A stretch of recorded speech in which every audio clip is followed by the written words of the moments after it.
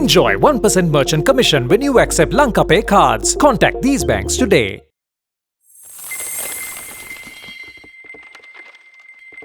Joining us to further explain the industry situation on edible oils, we have Mr. Atul Chaturvedi, Chairman of Asian Palm Oil Alliance. Welcome, Mr. Chaturvedi. To start off with, could you please enlighten us on the Indian experience of the oilseed sector? India in the late 90s of the last century Yeah. was reasonably self-sufficient, and we were only importing roughly about 300,000 tons of oil. But then as Indians progressed and Indian income levels went up, per capita consumption also shot up.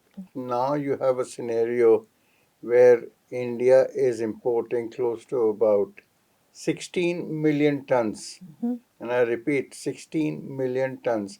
And our consumption, which used to be in the region of about 7 to 8 million tons in the 90s, is now 25 million tons and growing at about 3 to 4% per annum. Indian scenario is concerned, we have not been too good at managing our oilseed scenario. So, and we've compromised our edible oil security or self-sufficient to a very great extent.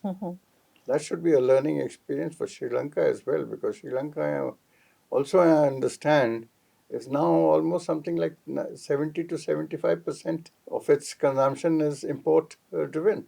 That's an alarming situation. Heading the sustainability organization in this sector, how do you see sustainability in the oilseed sector in Asia? India, with the scenario changing and our dependence on imports growing big time, and almost 18 to 19 billion dollars worth of imports, which is what we are doing, so has actually rung the alarm bells in the decision makers. Now we understand that the country is on the verge of launching national mission on oilseeds, with the result that they want to bring down the import dependence sizably. So, and India is now willing to pump in a lot of money. Palm, whether we like it or not, is one of the best oils in terms of productivity. 1 hectare gives you something like 4 to 5 tons, whereas soya or any other of that oil seed doesn't give you that kind of productivity. We also have a ban on palm oil, so which brings me to the next question. What is your take on this ban? What we read in the newspapers and all that, it was scientifically backed. It was for the good of the nation. But you can see what the scenario now is, that you're importing almost 70-75% of your edible oil needs. And palm oil in Sri Lanka had the right kind of atmosphere. You've got reasonably good rains and you are within closeness to the equator, which helps in palm. But my take is that you probably shot your own foot, which doesn't make sense. And for what reason, we don't know. And coming to the scientific aspect of the ban, if palm was a Western product, then you would not have had all the bad presses. In fact, our part of the world is the one which is at the receiving end of all the wrong or misguided press releases or press notes or NGOs talking about it. So I think India doesn't care too much about this. And there's no reason why Sri Lanka should also.